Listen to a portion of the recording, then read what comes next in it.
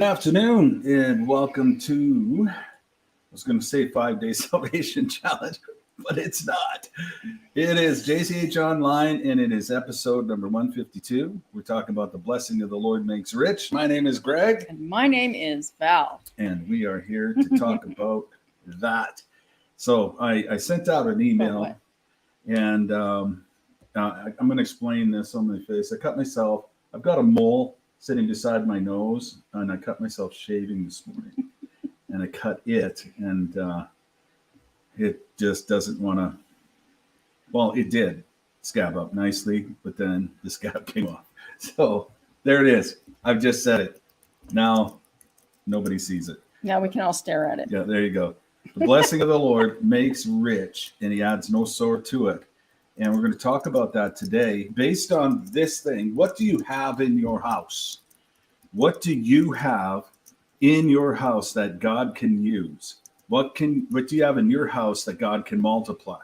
What do you have in your house that with his help, you can capitalize and you can monetize it and you can see a financial blessing? We're going to look at a story in 2 Kings chapter 4. We're going to dissect it, look at it, understand it. And then I've got a bunch of questions for you, and I can show you some direction on what to do about taking an idea from a good idea to figuring out, is it a great idea and will it work? And so this is going to be very, very actionable for anybody who watches this broadcast, whether you're on live with us or you are watching the replay. God bless you and thank you for being here. Today, it is the blessing of the Lord makes rich. He adds no sorrow to it. I'm very excited to talk about that today. Well, we've been doing our 3-day Build a New Comfort Zone Challenge. We finished the last session this morning, and I got to tell you, it was wonderful to be together with folks. And there's a few people on the broadcast right now that were on the 3-day Comfort Zone Challenge. God bless you guys for being here and joining us this afternoon. Tonight, if you still felt like joining us, you still can. And you'll get all the videos of this 5-day or this 3-day Comfort Zone Challenge. You'll get all the videos of it. But tonight we have a VIP experience, and it's going to be available here for you if you want to get this before 5:15 p.m. And we'll get you into the VIP tonight. Tonight, what we're doing is hot seats. It was one of the prizes that we gave away. We're giving away, I'll be spending an hour of time. What was her name? Oyi? Oh, Anyi. Anyi is the winner of the prize, and I'll be spending an hour with Anyi talking about her new reality. But tonight we're going to do micro hot seats, 5 to 7 minutes, with people that have been working on their stuff tonight and on throughout this week, and then we're going to talk about it tonight in the VIP. So yes, Melissa, you can purchase it. Oh, let me get the link for you. Sorry, you're on YouTube. Okay. I will get it for you. Yes, and thank you everybody that's on our YouTube channel. If you haven't already, do us a solid and subscribe, hit that like button and touch the notification bell, and it'll let you know when we have new content coming up. Typically it's twice a week, but we're going to start. We have plans to expand our social media presence. And what we are planning to do is to hire a company that's going to help us with social media management and getting our content repurposed and our just up on all of our major channels. So we have Facebook and YouTube, as you know. We're on Twitter. We're on Pinterest. We're on TikTok, and we want to be able to maximize Twitter? all of these different Twitter? channels. What's that? Did you say Twitter? Yes. Okay. Yeah. So we're on these different channels, and we're going to be. So you might see us a lot more all over the place, and it'll be a bit more like Chicken Man. You know, he's everywhere. He's everywhere. I don't know if you ever saw that or heard that. It was a Chicken radio. Man. He's everywhere. He's everywhere. back in the 70s. I used to listen to that on the bus, and it was my favorite thing hearing on the radio, going to school on the bus, was Chicken Man. They played that on 6:30 Chad all the time. It's just the best. able to leap over this and that. And it was comedy, of course. And Oh, I'm sure I could so find that on funny, YouTube. so I'm funny. gonna look. But he was everywhere, and that's what we want to be. Is we want to be like Chicken Man. We want to be everywhere. So, Except we're not chicken. We're full of courage. We're the courageous chickens. That's right. So thank you, everybody, for being a part of this. It's always fun to be together. All right, so today we're going to talk about the blessing of the Lord. It makes rich. It makes rich. And to begin, let's look at 2 Kings chapter 4. Oops. 2 Kings chapter 4. I'll find it on my app here. Where is it? Oh, there it is. 2 Kings chapter 4, verse 1. The wife of one of the guild prophets complained to Elisha, "Your servant, my husband, died," she said, "and you know that he feared Adonai. Now a creditor has come to take my 2 sons as his slave." Elisha asked her, "What should I do for you? Tell me, what do you have in the house?" She answered, "Your servant has nothing in the house but a flask of oil." Then he said, "Go and borrow containers from all your neighbors, empty containers, and don't borrow just a few. Then go in, shut the door, with you and your sons inside, and pour oil into all those containers. And as they are filled, put them aside." So she left him and shut the door on herself and her sons. They brought her containers while she poured. When the containers were full, she said to her son, "Bring me another container." He answered, "There isn't another container." Then the oil stopped flowing. She came and told the man of God, and he said, "Go sell the oil, pay your debt, then you and your sons can live on what's left." All right. Powerful story. This woman went from financial destitution, including the imprisonment of her children, to financial independence, where her debts were paid and she had enough for her and her sons to live on the rest. So that's a financial miracle of staggering proportions.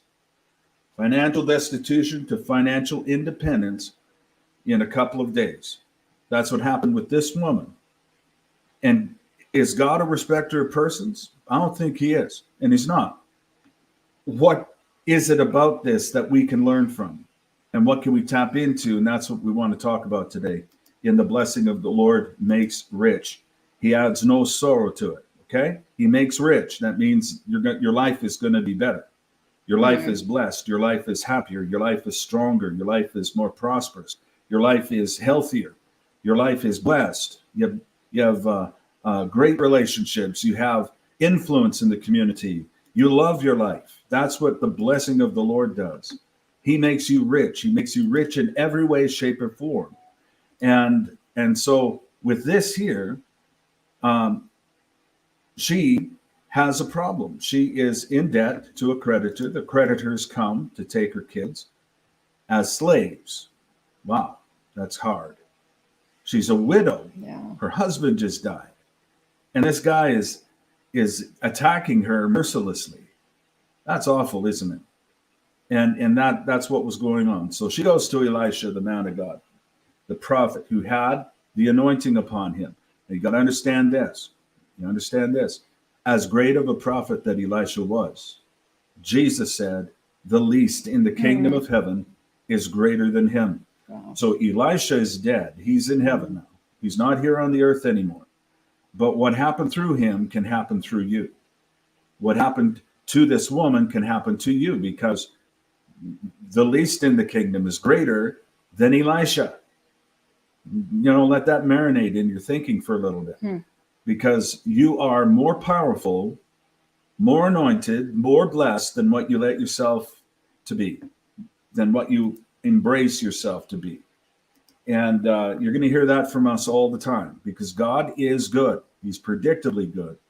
And he loves you without conditions. And in that love is the reality that he will speak to who you really are. He's going to bring out the highest, the best, and the finest in you.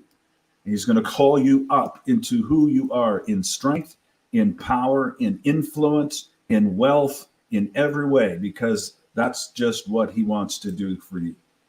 So this woman comes to Elisha and says, I need your help. And then he asks her two questions. The first question, I think, opened up a miraculous realm for Elisha, for him to see what the second question needed to be. First question, what should I do for you? I don't think he was asking her. To her, it was rhetorical. He was asking himself, going, what should I do for you? Because he carried the anointing of the Spirit of God, and he knew what that anointing was like. He knew what it was like. Just back up a couple of chapters here. Where are we at here? I think we need to go to chapter 1.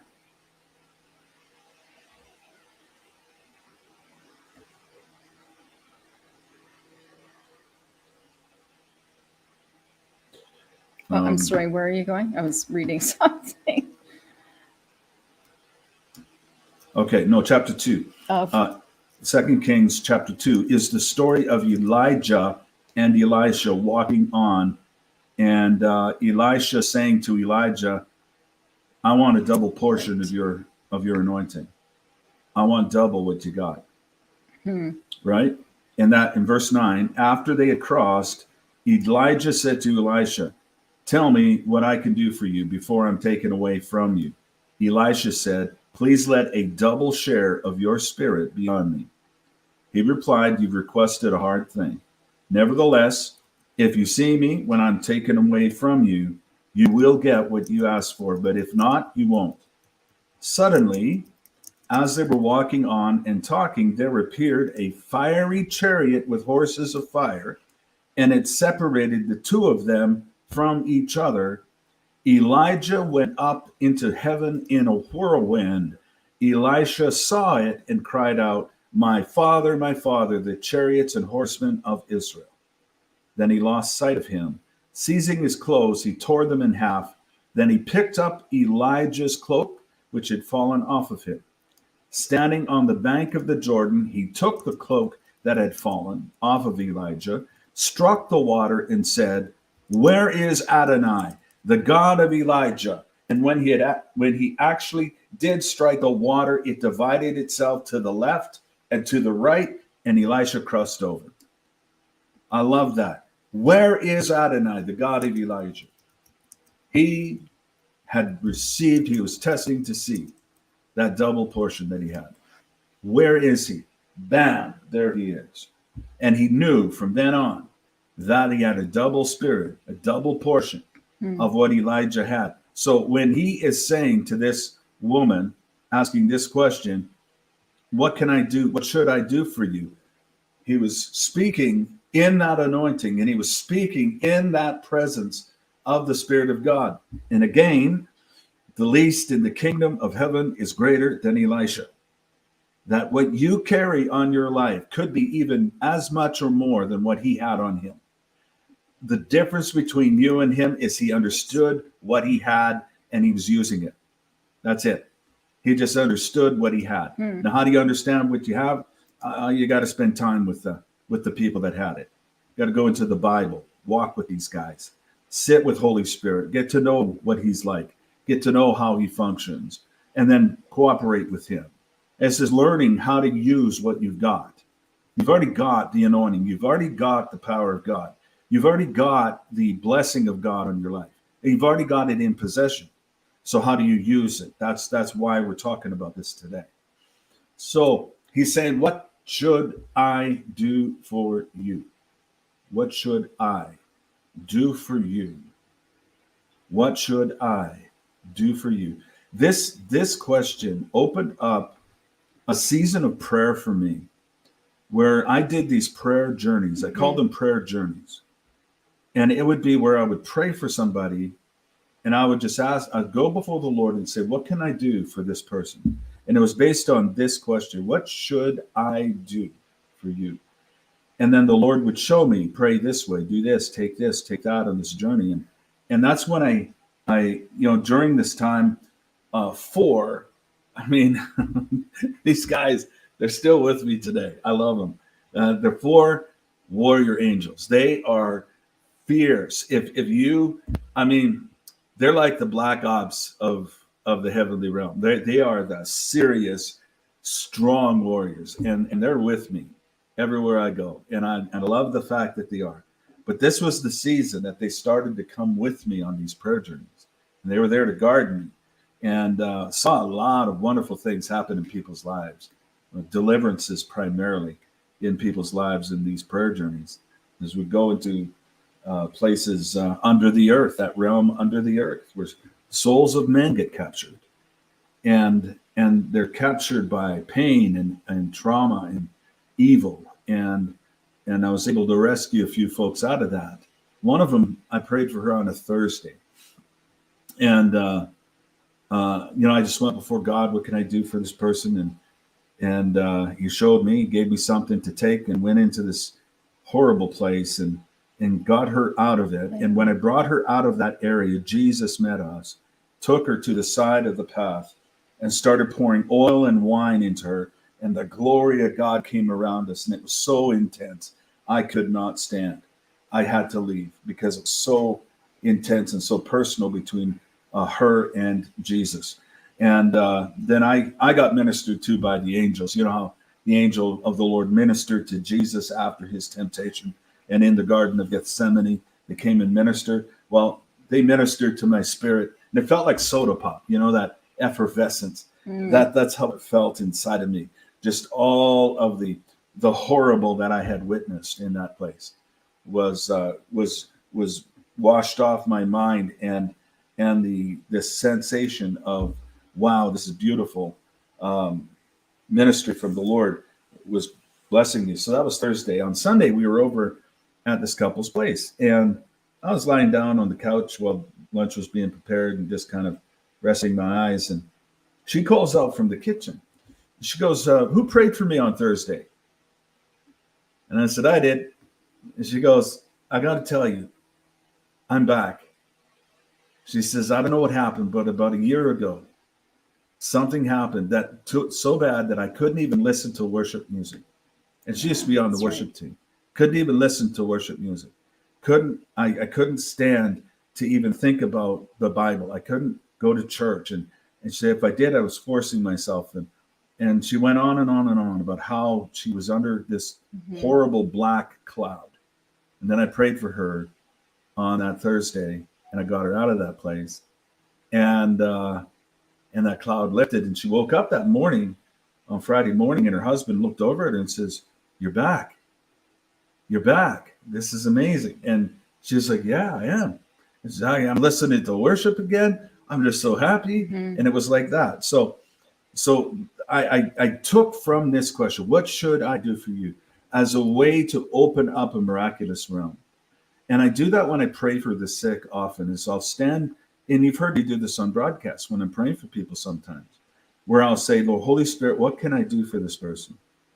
And then he'll specifically tell me about their situation sometimes, a word of knowledge or something they need to do, get rid of judgments, resolve a conflict in a relationship, or obey what God had already said to them to do. Listen to what God had already said. And it's a valuable, valid question. What should I do for you? For Elisha, I think it opened up a miraculous realm that he saw multiplication.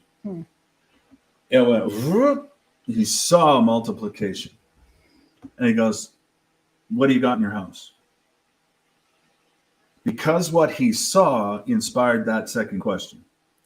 Tell me, what do you have in the house? And this is the question that God is asking you today, because he's blessed you.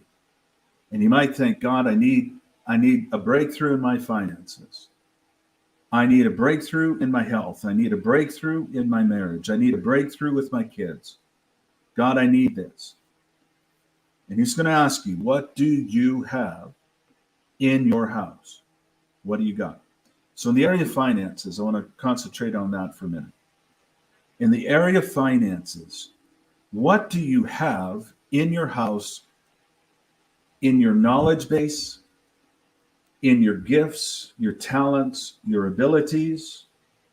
What do you have in your hobbies that's valuable? In your interests, in your desires, what do you have that's valuable? What do you have in your house already? You know, Val and her niece made over $1 million from her interest in cats. Well, Robin's too. Oh, exactly. Our Both of interest, them. Yeah, yeah. both of them. They both had an interest in cats, and so they built a business around making cat products. And they expanded into cat products and toys and raw goods like honeysuckle and catnip and even dog products and different things like that. So they developed an entire line of products. Do you know where the idea came from? It came from one day, Val and I are driving to work at the church. Or no, we weren't working at the church at the time. We were driving somewhere. And our cat, or her cat, Winnie, had this long white hair. She was a Persian, blue eyes. Well, she had long hair like a Persian. She wasn't a Persian, but She had these yeah. beautiful blue eyes Yeah. and really a pretty cat. And what's that? Nothing. For me, cats are staff. If they can catch mice, they're hired. Otherwise, they got to stay outside. But she had this long hair, and one of Winnie's hairs somehow got into the car, It's probably from my clothes. and it was setting on. It was setting on the. On It was the, hanging on the dash in front of me. Yeah. If Val picks it up, she goes, "Oh, Winnie," and I'm like, "Oh, honey, you love cats." And I said, "You know what? You ought to start a business around cats because you love cats so much. You ought to just start a business, and you could make money." And because we were praying for an idea so that Val could stay home while we had kids. And we were praying, what kind of a business could Val start that, there's Winnie. There's my Winnie. That's her pretty old. That's when she was That was when she was probably close to 17. Yeah. And so she has this idea, like her and Robin got together, they started this company and it developed, and they made over $1 million doing this, not in a year, but over time. But what it did, it served the purpose of raising the kids. She was able to stay at home, raise the kids, and have an income at the same time. And I'll tell you what, it was such a blessing, not just to Val and her niece, but to our kids too, because they could see, hey, you can take an idea, you can develop it. She used what she had. She didn't have a product. She didn't have a course. She didn't have anything but a like. She liked cats. That's all she had, was a like. I like cats. That's what she had in her house. Tell me, what do you have in your house? So she gives it to God, and they go to work hard. It was hard work. It wasn't easy work. It was hard work, and putting it together, figuring it out, but it was fun work. And we tried a lot of things for 2 years until we found the honeysuckle. Robin taught me a lot about making things. We painted greenware. I learned about painting greenware because she was really good at it, as is my brother Kenneth. He was very good at it too. So, and actually it was Kenneth that inspired one of the toys. He was cutting up honeysuckle for Val and Robin, and he brings this box of sawdust over to the house, and he says, "So, do you want to do something with this?" And they actually, he said, "You got to be able to do something with this." That's right, yeah. and so they're standing around talking, and then pretty soon Val's mom runs upstairs, gets on her sewing machine, does something on the sewing machine, with an old piece of Fortrell, you guys. comes back with a pouch, and they put honeysuckle in it, sewed it up, gave it to the cat, and the cat started playing with it.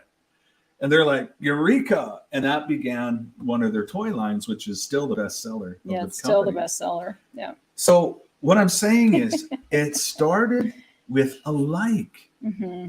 It began with I like cats. Well, let's build something around what you like. Why? Because it got tough at times, and it was hard. But she didn't quit because she likes cats.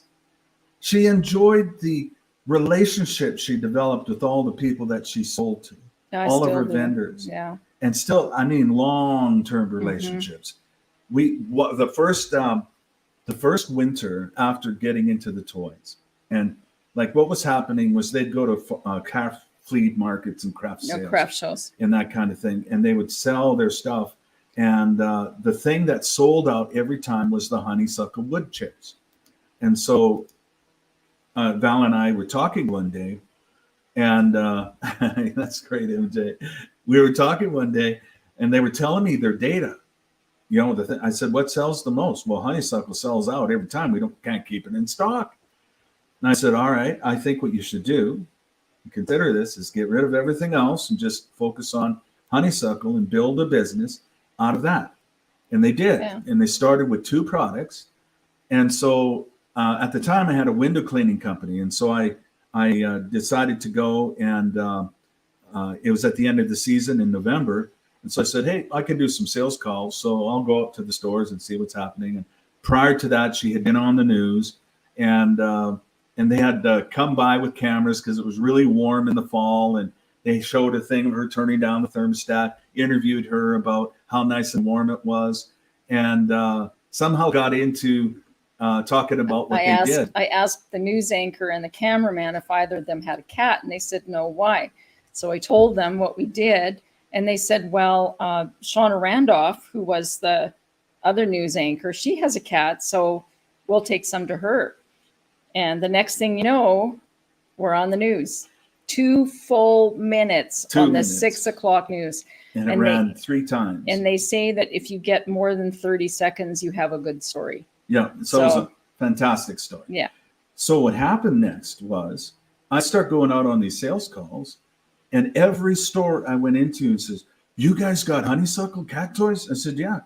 We've been looking for it. We don't know where to find it. Do we have like a dozen people every week coming in asking for these? We'll take 150. We'll take 200. Another guy says, don't go small. He looked at me. It was that guy over in Mayfield. Jim. Yeah. Jim goes, don't go small. I'll take 500.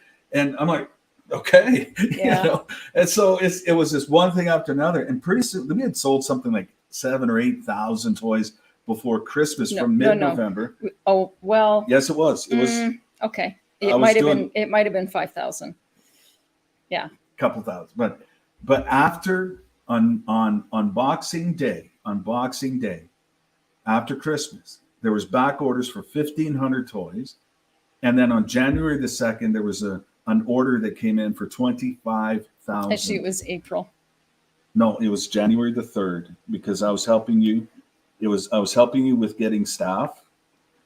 And it was January the 3rd that the Kitty Bird order came in. And we had to figure out how to make them. And we did that in January and February, and April was the shipping that was ordered, I think. We put an ad in the newspaper on December 24th before Christmas. Right. And by Boxing Day, we had 100 phone calls from women who wanted to work from home. Yeah. Yeah. And so January 3rd came in this order from Kitty Bird. It was way more than what we could manage. And so that's when Val said, hey, can you work with us? And fortunately, that particular distributor had developed her own product with a unique filling for cats. And she was more than happy to work with Val and her niece, and everything started to go in the right direction, because that's when we got the hammer mill and all that kind of stuff too, right? Yeah, we started looking for a hammer mill. Well, we started. That was in the spring. No, because Kenneth was making the dust. Yeah, and then I made that dangerous dado blade. You're using the dado blades. It was awful. What we're talking to you about is the development of the idea. So it wasn't all fixed and finished in the beginning. It was just an idea. So you start with it. What do? You work with it, and you develop it, and you figure it out as you go. Had to figure out how to market it, had to figure out how to do a lot of things. But over the years, they sold over $1 million worth of honeysuckle toys out of a desire, out of a thought. I like cats. And it was from that, oh, really? And I'm like, honey, you gotta, this is your business. This is it. And it was. And it was just like, oh man. So this is what Val had in her house. Tell me, what do you have in your house? What do you Sharon says, this is like a dinner party conversation. Yeah. Yeah. 100%. So here's the deal. What do you have? What do you have as a desire? What do you like? What do you like? What are you interested in? Mm-hmm. You know, I met, where was that guy? I did a one-on-one with this young man, 21 years old. He bought a one-on-one session with me. He's from Calgary. And he was looking for advice and whatnot regarding business and business development. And we prayed for a health issue for him as well. And we talked about a lot of things. His business is arbitrage on Lego sets. Mm. Him and a friend, right? Oh, that's what they're starting a YouTube, TikTok, Twitch, Discord channel, and they're going to be advising people on how to invest in Lego sets because he loves Lego. And so he's buying and selling, and he makes thousands of dollars a month doing this at 21 years old. And I was so proud of him. You have no idea. I was like, dude, that's amazing. But to take an idea of an interest, I like Lego. And then he saw a way to take that and parlay it into an income. So now they're making videos. They have a Discord channel. People pay to be a part of that channel on a monthly basis. So they're building up their membership within that, and they have a revenue stream from that, plus their own investments and affiliate links that they have within that they recommend a set. This is an up-and-coming set. This is something that you'd want to buy. Use this link, and they go ahead and they start buying through their link, and they get blessed that way. I'm telling you what, I thought, what a great model. 21 years old. I like Lego. What do you have in your house? What do you have? You know, there is so many ways to make money, but it just takes understanding and seeing that what you have is of value. And it might be a talent that you have.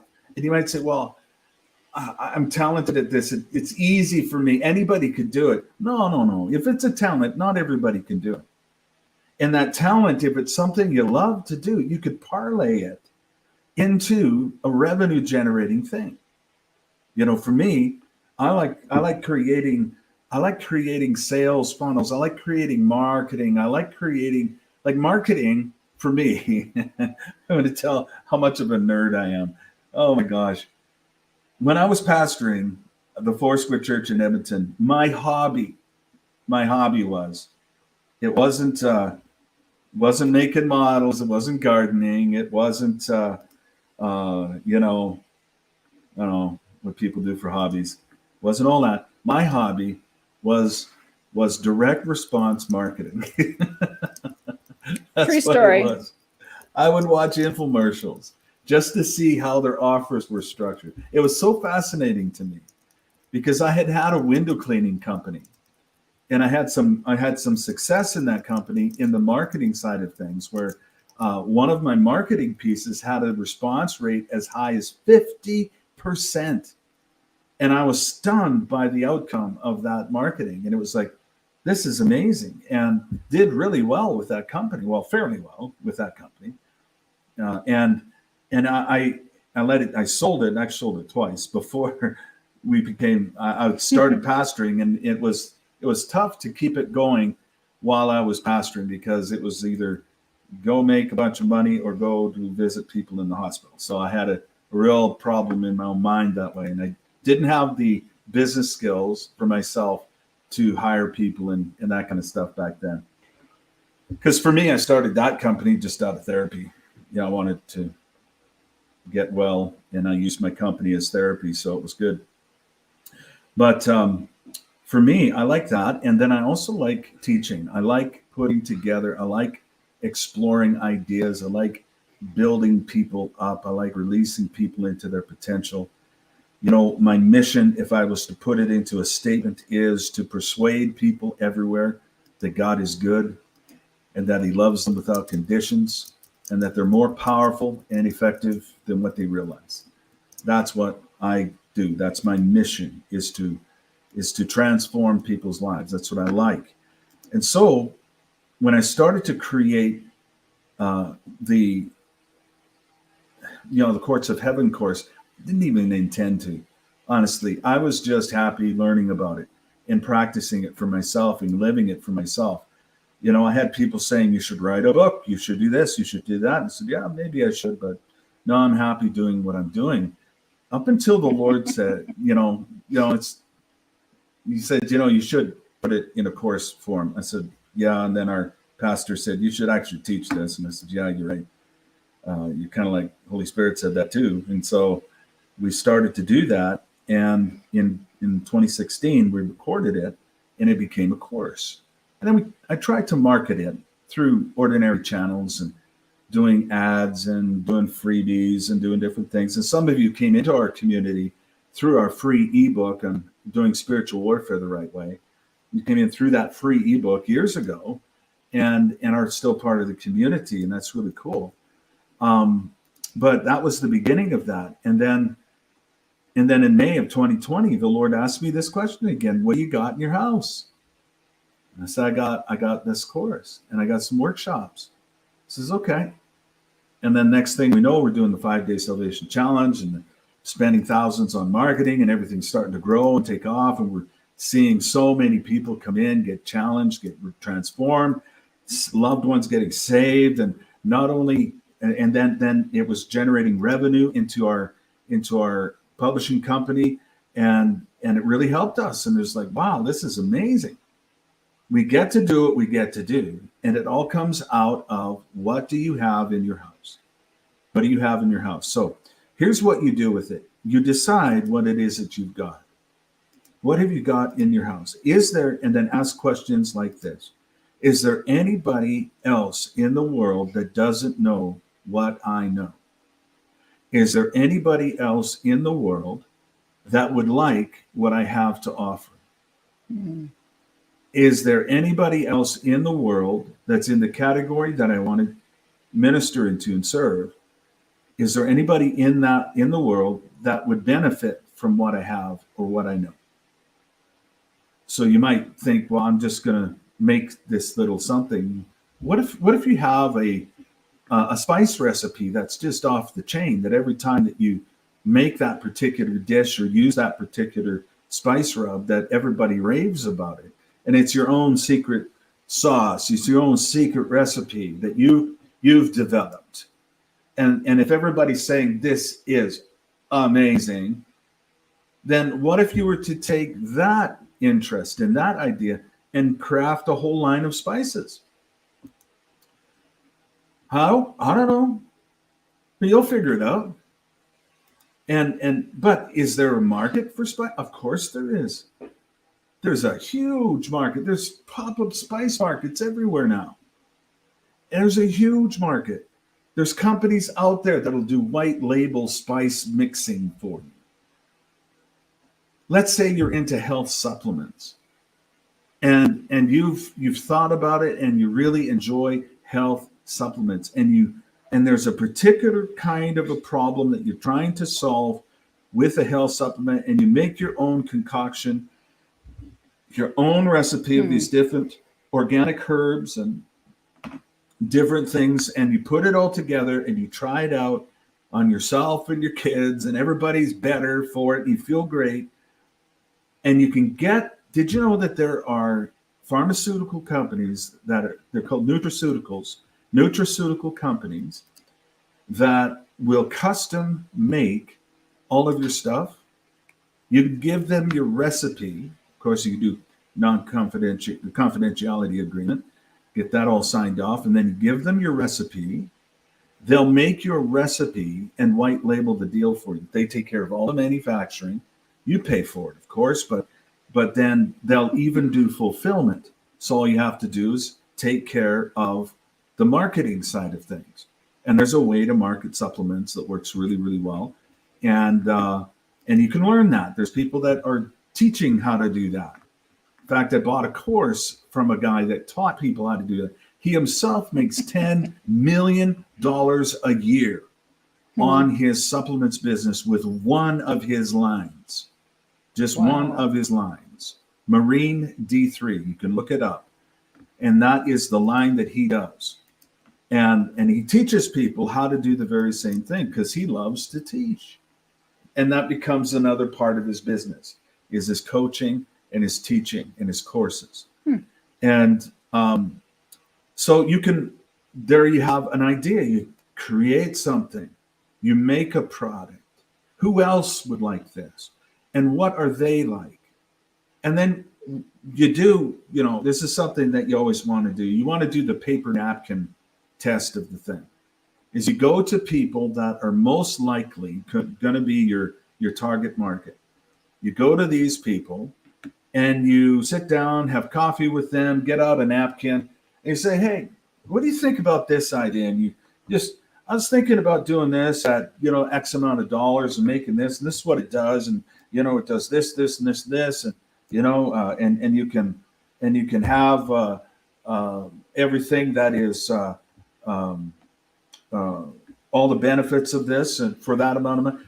Is this something that would interest you? And if they go, how soon can I get that?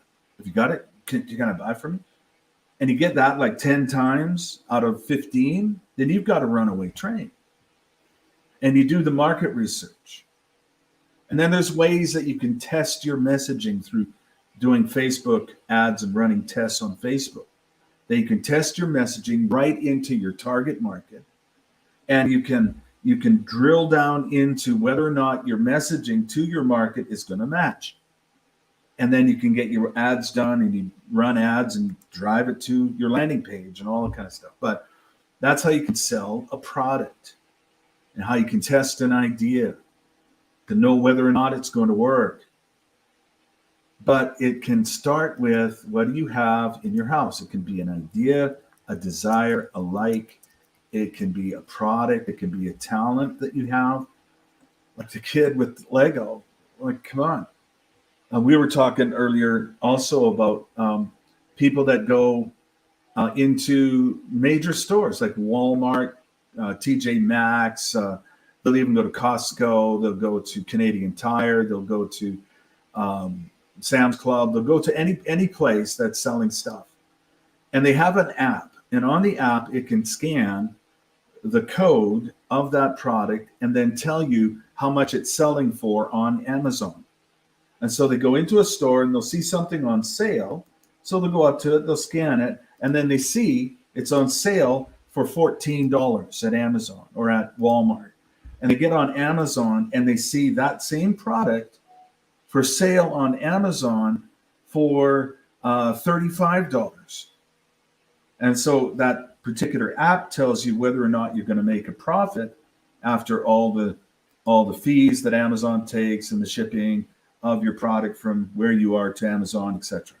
So there's costs involved, and it will tell you exactly how much it's going to cost you if you'll make any money. And so if it falls into a certain profit range, then they'll buy all those things at Walmart and load them into their truck or their car, take them home, pack them into a box, ship it to the Amazon warehouse that's closest to them, and then put up ads on Amazon, do listings on Amazon to sell the product that they bought at Walmart for $14 for $35 on Amazon. And then they sell out. They make money. Well, some of these guys make $250,000 a year doing that. Profit. So I'm just saying, there's a lot of ways to make money if you're interested in it. There is, but what do you got in your house? What do you have? Because that little something, like that little something, could turn into a great blessing. This woman, I just have a little bit of oil. What is your little bit of oil? It could just be an idea. I have an idea. I want to help. Like, for instance, here's another one. I couldn't believe that this was happening, but it's true. And I don't know how to get a hold of this in case you're interested in it, but it's out there. You might be able to Google it and find it. But it's a woman who overcame anxiety as a teenager. She's in her mid to late 20s herself. And she helps teenage girls overcome anxiety and charges $5,000 a pop to help parents help their kids overcome anxiety. And she's book solid. $5,000 that people are willing to pay for a result in their child to get them free from anxiety. And because she overcame anxiety, she thought, I wonder how many other teenage girls have anxiety and how many of their parents would be willing to spend that money to help their daughters. And she found out there's a lot of them. She'll make upwards, like she often makes around $50,000 to $75,000 every month in her 20s. Teaching something that once tried to destroy her, that she overcame, and now she's teaching her triumph. Did you overcome grief after your spouse passed away? Could there not be a potential there to help other widows overcome grief? There really is a potential there, because sometimes grief could just wrap a person up, swallow them whole, and put them on the ground. And they need someone's help that's overcome that. And what if you're that one that you have overcome that? That becomes your thing that's in your house. But Greg, it was so painful. Exactly. How painful is it to other people too? And that you have a solution because you and God worked it out, and you're able then to bring this solution into that area. What do you have in your house? What do you have? I don't know what the comments are. Is anybody resonating with this? Okay. Julie says, I have a few ideas running around in my head that I've had for a couple of years now. And seriously, when I start thinking along these lines, I do not know which one to start with, which has stopped me starting anything. But doing the 3-day comfort zone, I am getting more clarification of which one to start with. Awesome. Very good. Awesome. Very good. Yeah, Jen says, perfect. These experiences lead people into careers and income. Yeah, that's right. Now, on the flip side, Eva says, I honestly have no idea what I have. I have been asking God to show me. I was once really creative. Feels like the spark has been snuffed out of me.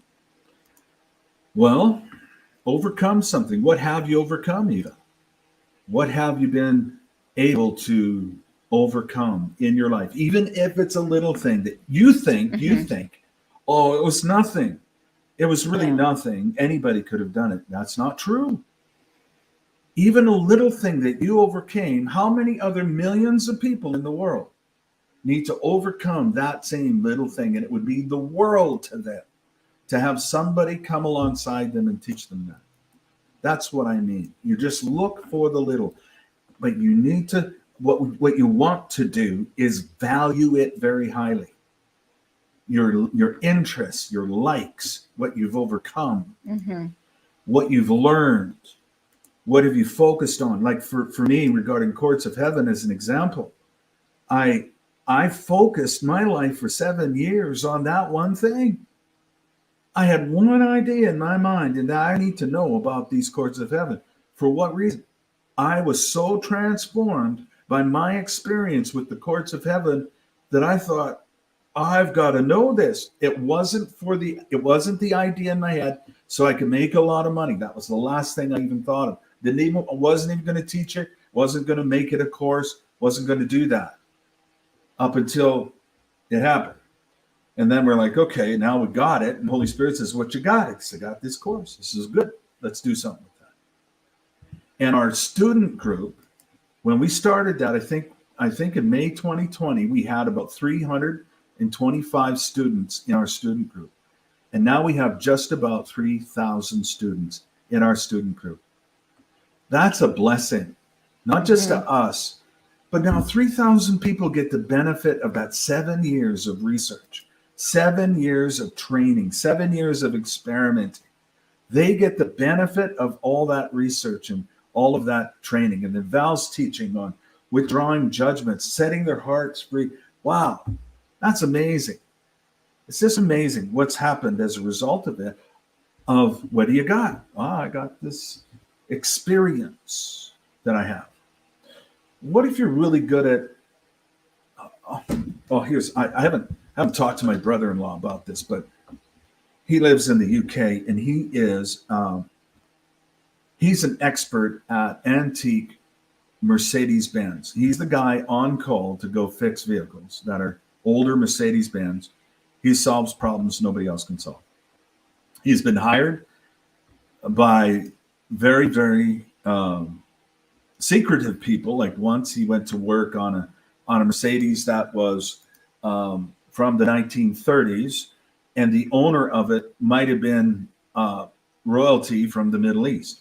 He didn't know because he was blindfolded when he went to the place and when he left.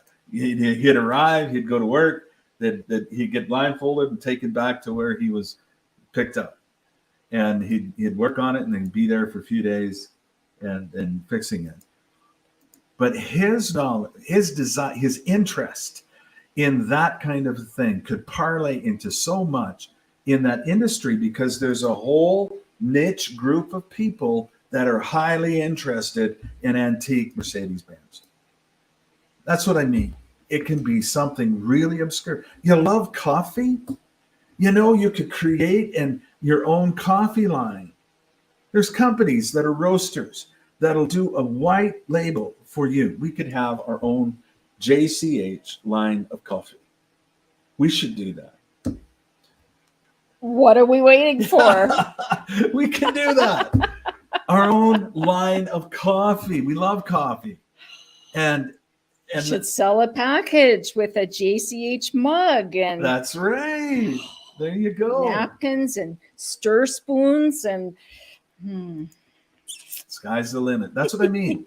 What I love coffee. So make coffee.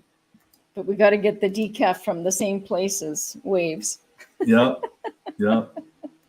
So here's. I told this story once before because you mentioned spices. But years ago, when the girls were little, I was starting to want to make my own spice blends, and the reason was I was going to the store and buying like envelopes of a one-time serving for my nachos of taco seasoning or fajita seasoning.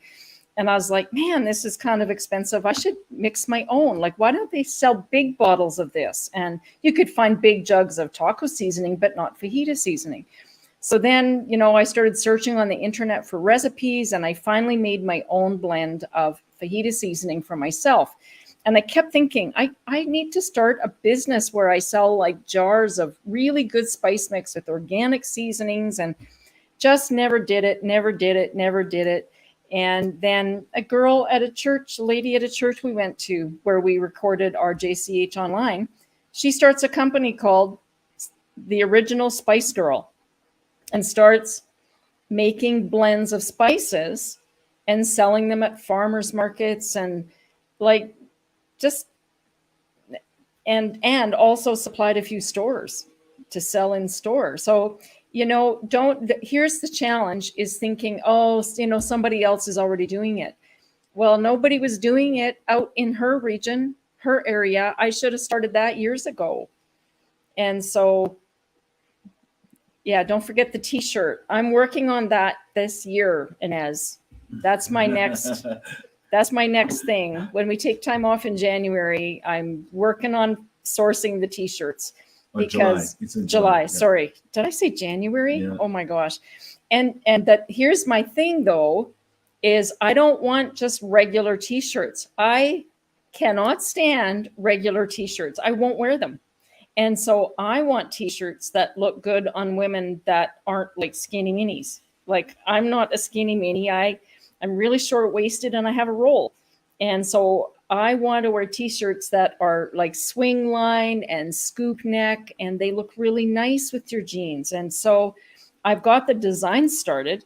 And so, you know, I just need to get the supplier and the order fulfillment place, and then we're off. We're off to the t-shirt races. All right. So you could do that. Yep. You could do that. 100%. And here's the thing about the creation of money-making ideas. It never takes away from anybody. There's abundance in the world, and there's more than enough for everyone. And even if everybody started on this broadcast, got 159 people between YouTube and Facebook on the broadcast today. If everybody started a t-shirt and coffee business all at once, we would not exhaust the number of people that want to buy coffee, right? And wear t-shirts. Yeah. You would never exhaust. Look at how many coffee roasters there already are. Yeah. Yeah. Okay, Amy, great question. You mentioned during my one-on-one that having overcome 2 major losses, that I could write a book. No one makes much writing books. Is there something that would make good money?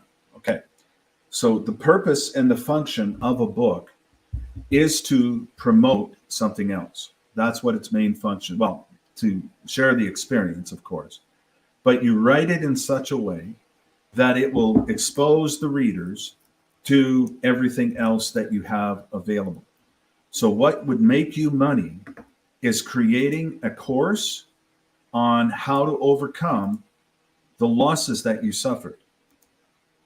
And the way you figure out the outline for the course is you go through your own experience and you detail out, this thing happened and this was the result of that horrible thing that happened. I felt this, I felt that, I felt this, I felt that. And you make a list of all of the pain points that you experienced. And then how did you overcome those pain points? You did this, you did this, you did this, you did this. And that becomes the solution for those pain points that everybody else that went through the same thing you did will identify with. And you create a course, and you can put a dollar value on that course. Maybe, I don't know, you could be $67 for like a 3-hour course. You could do like $97 for 4 or 5 hour course. That's like 4 or 5 sessions that you can sit down with your computer and just make a video on your computer and teach it, make some slides, and put the slides up on the screen. We use a StreamYard as a platform. Well, in StreamYard, it has record mode. And so in StreamYard, I can do a whole bunch of things. Watch this. I can do this, put Val, make it small. I can do something like this. Not too much here. Let me see, make it big like that. There's a whole bunch of different things. You can remove me. Yeah, I can go full screen with myself like this in a solo layout. So I can do a whole bunch of interesting production things with StreamYard. It's like a television broadcast studio.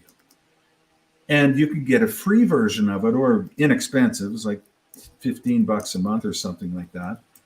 And in it has record mode that you can then just record everything that you want to do. See, I can bring up, I'm going to bring up some slides here. And you all have seen this. This was from today. So I can bring slides and I can do all kind of cool things with the slides and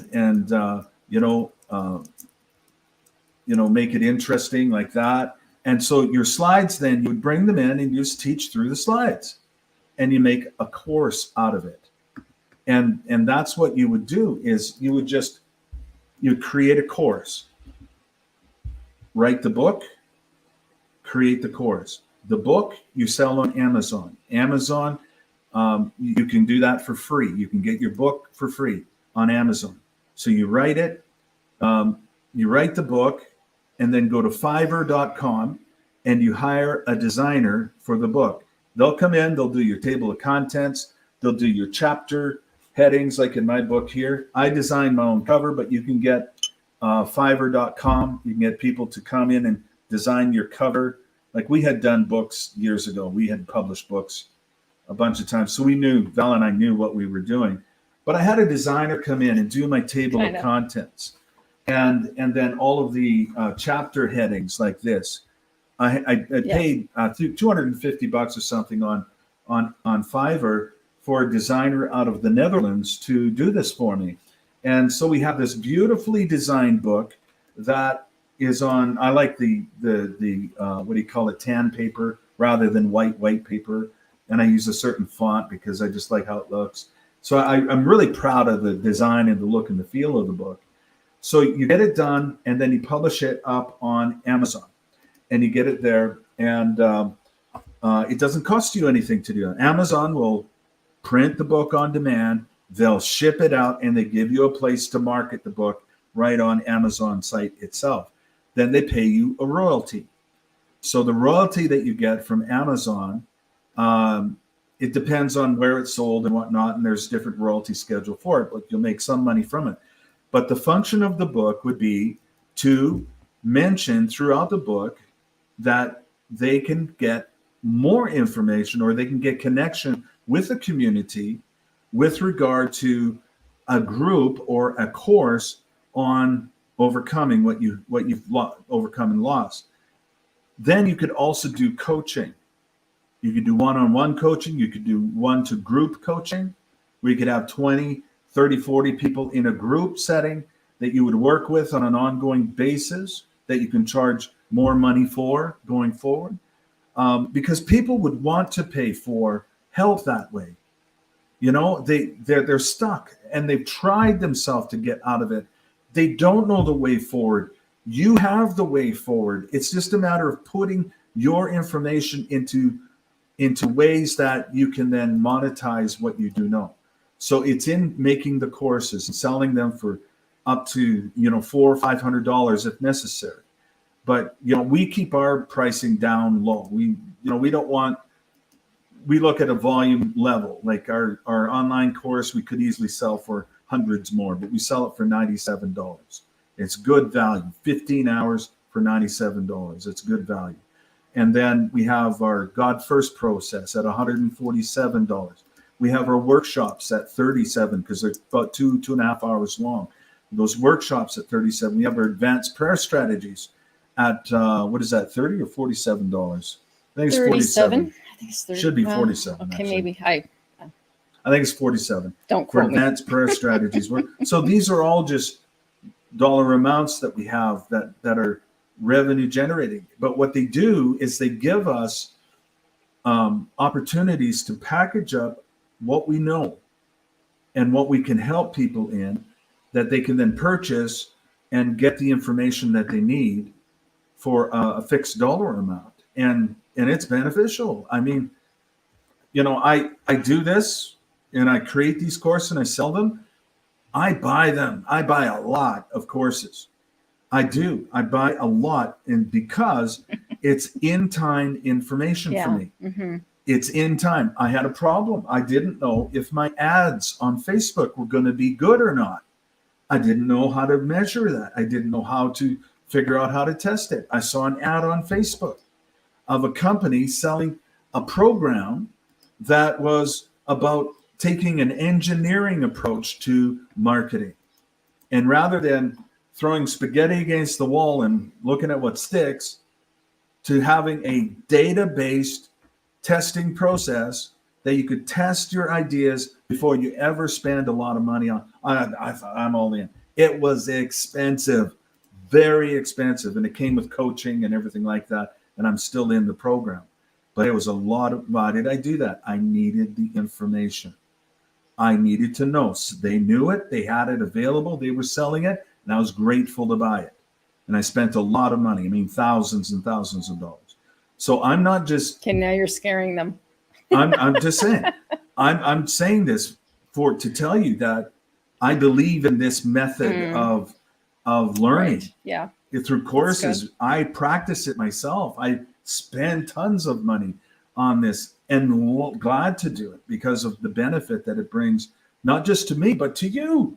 Because through these, I'm able to better create product and information that is more targeted, more effective, produces better transformation in your life. Like that's what it does.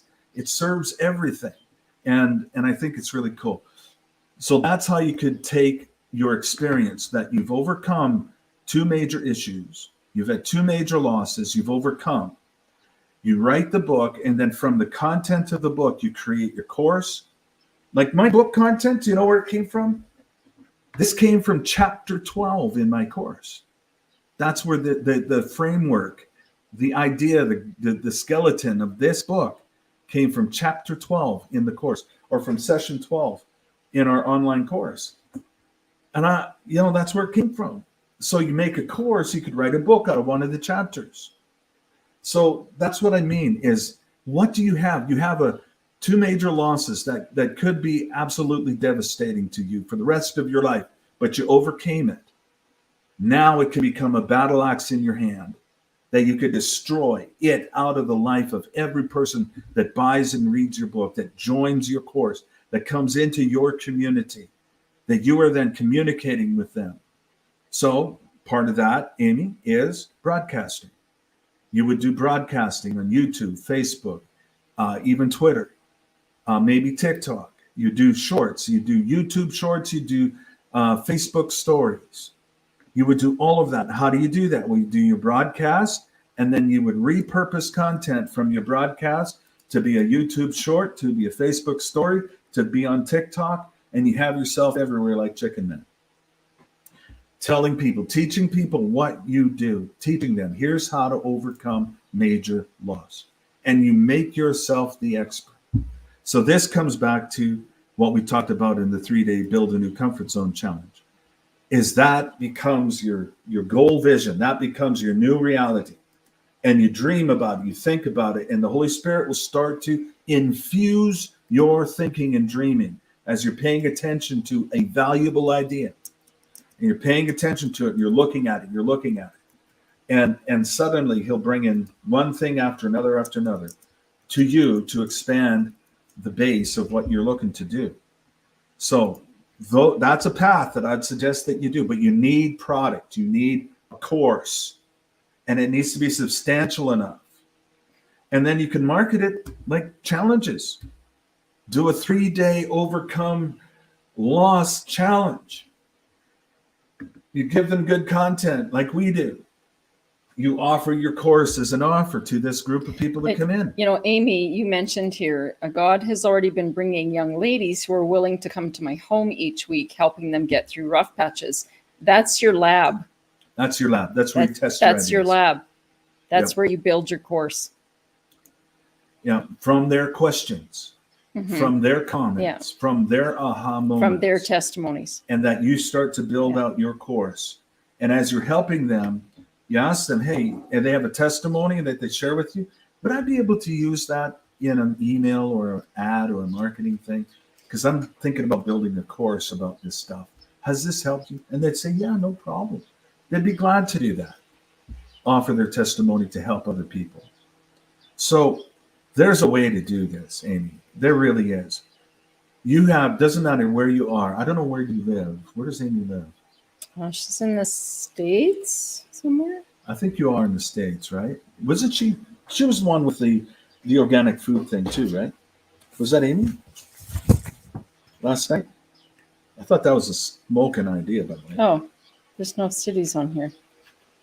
What's the she'll tell us. She's in Pennsylvania. Pennsylvania. Okay. So from Pennsylvania, you have access to the entire world through the internet.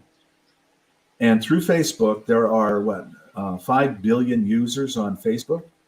Do you think within that 5 billion users, there might be 3,000 or 4,000 people that would buy your course material?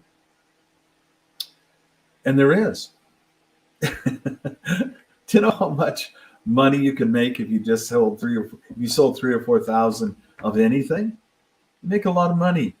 Make enough to live on. Make enough to advance your life. And here's the thing, I want to make a comment. We actually need to watch our time because we have VIP in 45 minutes. But I want to say this. A couple of people said, I need ideas. The challenge with us giving you an idea is we don't know what it is that you love to do. We don't know what's in your house. We don't know what's in your heart. We don't know the things that you think, I really love doing this. And you might be thinking, but how could I build a business out of that? Well, that's where you dream with God. You know, I never dreamed that the cat toy business would go as long as it has. We've gone for 27 years with the toys, with the cat toys. So I had no idea it would go that long. I just wanted to stay at home with the kids, and they've been long gone, and we're still doing it. So, and that's coming to an end because it's going to be a new season for me. But I didn't plan this big business, and I didn't plan 20 toys. I started with one product, got into the stores, and then, you know, my mom made that toy, and then, you know, then I think it was Robin came up with the next toy, and, you know, then the ideas kind of started to snowball, and then we grew too fast. We started expanding too quickly because you're spreading out your resources too thin. So we learned that lesson. So, yeah, there's, you know, maybe we need to do just a one-day workshop on just some tips and experience about business. You know, you're right. I think what we'll do is create a financial breakthrough type of a course that will deal with the path of breakthrough, getting like the courts of heaven and breakthrough, how to use the courts and finances. I do it all the time, and I got to tell you, it works like you wouldn't believe. It's just awesome, and the creative process in the heavenly realm for success financially. I think we could build a really useful course for everybody, and we've got a couple more. Like now, my board, I can clear off my board because now our 3-day challenge is finished, and we'll fill it up with new ideas. But that's what, you know, I just this area here of developing business ideas is one of my passions. Like right now, I'm helping a couple of ministry friends to do what we do online because they have really wonderful focus and really powerful things, but they don't have product. And that's the one thing that I've been trying to get and persuade them to do. Create a product. You need to build a course, get a solid course, get a few workshops, get something that you can offer the community. You build the community, and then it's about patience in the process, because it didn't start and happen quickly and easily with us. We were building a list, and we were building that for a long time using a free ebook of how to do spiritual warfare the right way. And then we had an email sequence that would make offers and would teach and would make offers. And, you know, the first email was, here's Greg and Val. The second email was part 1 of a 5-part course on how to see in the heavenly realm, which was taken from, I think, session 4 in our online course. And so I broke that out into a 5-part mini course, just PDFs, and then a bit of video at the end, and then would promote our online course, and we'd have people coming and buying the course through that list. But we built the list from, 67 people at the beginning of 2018, all the way up to where it is now, around 80,000 people. And once we started doing the Salvation Challenge, that's when our community exponentially grew, because we started to do marketing, and we saw our people coming in and they're signing up and they're being a part of the community. And that's when our list exponentially grew, to the point that we didn't do any Facebook ads for the 3-day Comfort Zone Challenge. We just sent it out to our list, and we had 1,400 people show up for our 3-day Comfort Zone Challenge. And I would have been happy with 100, honest, I really would. But we had 1,400 show up, and I'm so happy with how it's turned out, because people really felt they got something from it, and it really blessed them, and it helped them. And we were just talking about it today. It's just like, wow, what a blessing to be able to be in a community like this of people that are so hungry to follow into God's creative process. And it's just awesome for us.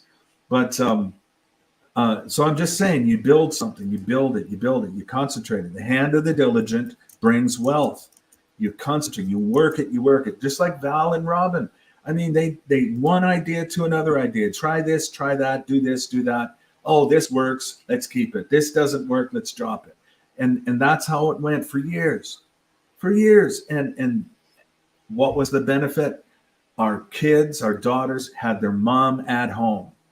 And she was able to work from home, didn't work outside the home, had income coming into the house that she could spend however she wanted.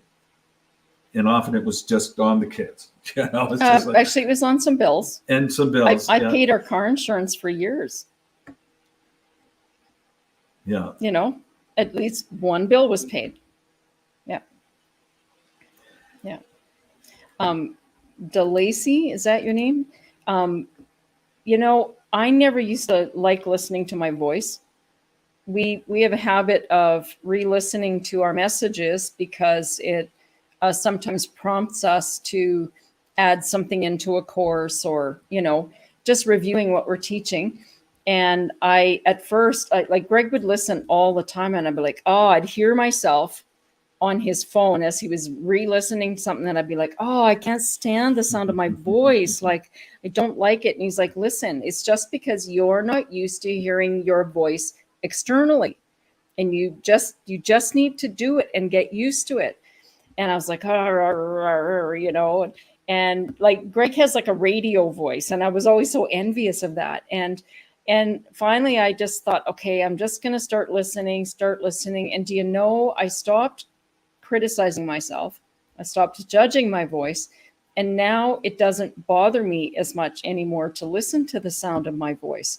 And in fact, last month, somebody made a comment, Val, your voice is just so calm and soothing. And I'm like, what?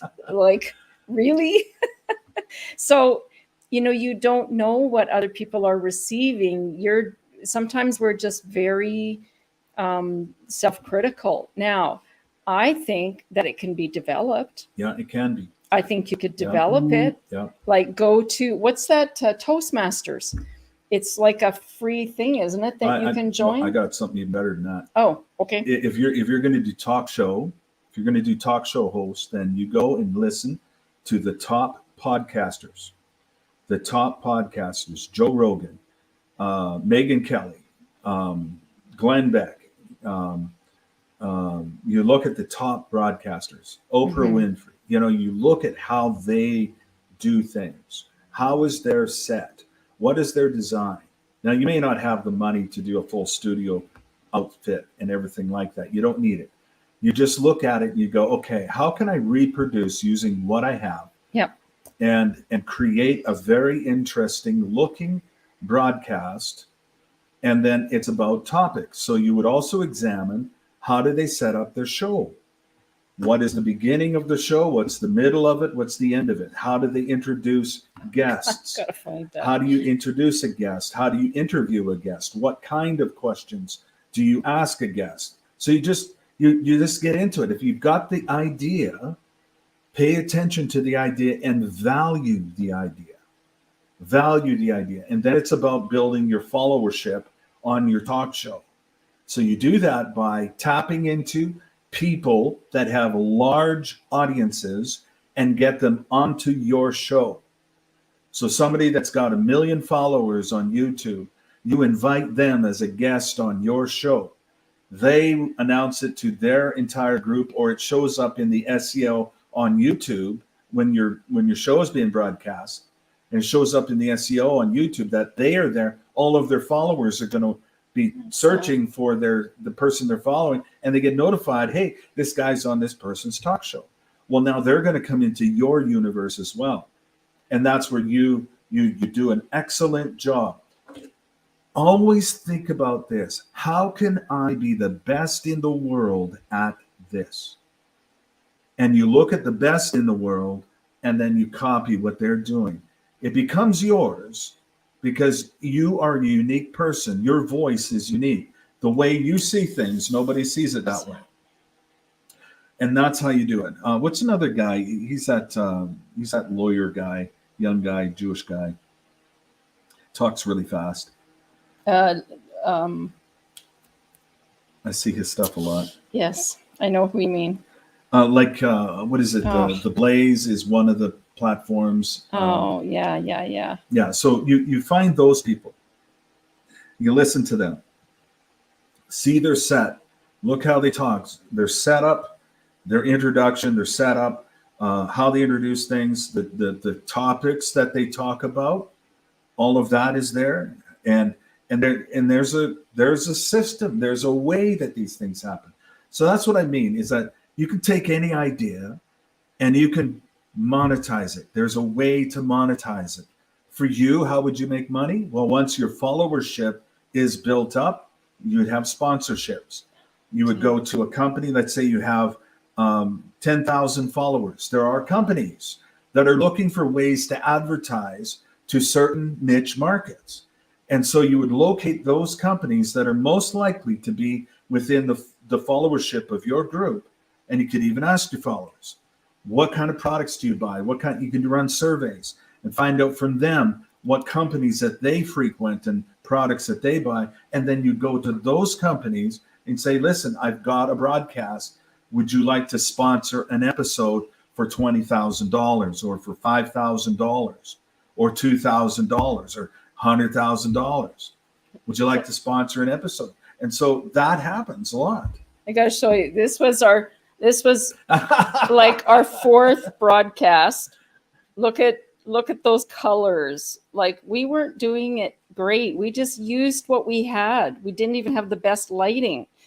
And I had these cheese boxes from Costco that we set our laptops up on so that the camera would be at eye level. Like we just used what we had.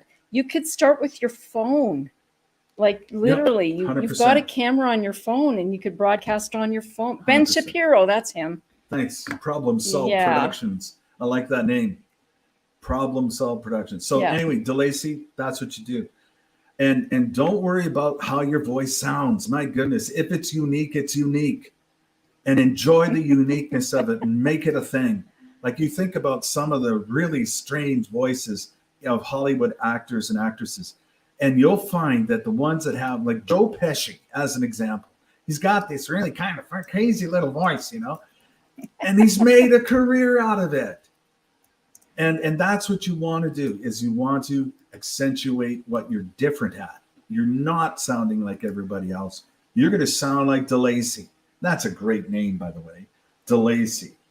Oh, yeah. That's a brand. Yeah. You could build a brand. You could have a clothing line. You could have T-shirt line, you get merch, you can have all kind of things that are part of your show, and all of it could be revenue generating for you. I don't know. I think it's a good idea anyway.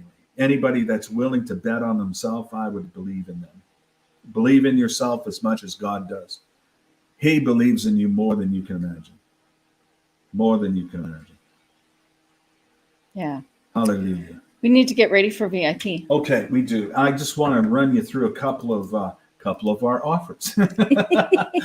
This is our what we've been promoting this week is the God First Process on-demand intensive. Now, this intensive came from my experience in my early 20s, and then for decades of using the information.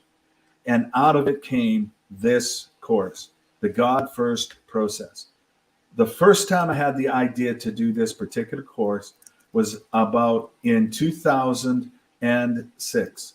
When I resigned from pastoring, the idea came to build this, and I never did because I didn't believe in myself. Do you know what I thought? I thought, nobody's going to be interested in that. Nobody's going to want to listen to me. That's what I thought. And do you know what I did? Do you know what I did? I robbed people of the opportunity to decide for themselves. Yeah, that's good. I robbed them of that opportunity, and I didn't do it. And I robbed them of that opportunity for them to tell me, I'm not interested. All the thousands and thousands of people that were, I made that decision for them without them having the chance to say yes. Isn't that something? So your idea is, don't do that to them. Don't do that to people. Wagging, the first time I've wagged on this. So this is Really? one of our things. Yeah. You think? we also have our Advanced Prayer Strategies Workshop. Rid your life of generational issues. This is very, very powerful prayer. This will get you. This is 2.0 prayer in the courts of heaven. You know, we have our online course is very powerful. 14 hours of in-depth teaching in 15 sessions, and it teaches you the biblical foundation you need for the courts of heaven. It'll give you what you need to be effective in the courts of heaven. And that is almost a prerequisite for this one. This one's pretty heavy. This one will get you there. It'll give you the structure, give you the process, give you the steps. We make it as practical as we possibly can. This is also very practical, but there's some things that I glaze over that's covered in depth in the course. So that's another thing we got. And then I already showed you our book. This is our book on Amazon. That's what it looks like there. And this is what it looks like in real life, a paper copy of the book. But you can also get a digital copy of our book on our site at jchonline.ca/store. You can get it there as well. What's another thing we've got? Well, we have our comfort zone challenge now. Oh, yeah. We have this now, which is the VIP, the way you get all the videos of the comfort zone challenge, video and audio, and all the slide and notes. And we have really, really good daily worksheets. Those things are loaded up. You are going to be blessed just by the worksheets. And I had my friend Darren, he was like, he sent me a note this morning. I should read it to you. This is awesome. I was just like, what? So amazing. This is what he said. He says, wow, dude, I got knocked off my feet this morning from your notes for today's session. I read aloud the words that I should be speaking, saying out loud prayer, saying I am, following through, saying every word out loud, and the Holy Spirit would reference Deuteronomy 28 about the blessing of the Lord. He said, what an amazing couple of sessions so far. Exponentially blessed. That happened this week. So the 3-day Build a New Comfort Zone Challenge, you can get all the videos for that. If you missed it, if you haven't, you still have a chance to join us in, like if you were part of it, you can join us in the VIP experience in half an hour. We're going to be doing that in half an hour. So these are our courses that we've put together that are valuable, and we've been able to reach 126,000 plus people in the 5-day Salvation Challenge. 126,000. We have over 80,000 people on our email list. I'm just like, oh Lord, thank you. That we get to connect with and touch and influence large numbers of people. Okay, I just really remembered an announcement we have to make. Tomorrow was supposed to be our Philippines World Tour prayer meeting. We decided after this morning's session that we need to postpone it until next Friday, just because Greg worked so hard this last 2 weeks getting the challenge together and then teaching the challenge that he feels he needs to take the day off tomorrow. And Emily and I concur, because we're always trying to get him to take days off. So our apologies, but we need to postpone Philippines till next week. And so I believe Emily did update that on the page. Now, Teresa, the replays are going to be up until Sunday. It ended this morning, like the morning sessions ended this morning. You can still join the page and watch the replays of the morning sessions. Or you can buy the VIP. Or you can buy the VIP, but watch the morning sessions and then decide. Like, you might decide you want to do the VIP, but it's still there. It's still available. And what we've decided, I'm still letting people into the group because it's only 3 morning sessions to catch up on. Yeah. And so we are going to offer this again, probably on a monthly basis, but the next one would be in August. Okay. But we're going to decide that tomorrow over brunch at noon. Okay, we're out of here. God bless you. Thanks for being with us today. Hope you got something out of it. What do you have in your house? Teresa, tonight is the last VIP. We had VIP Tuesday and Wednesday, and tonight is the last one.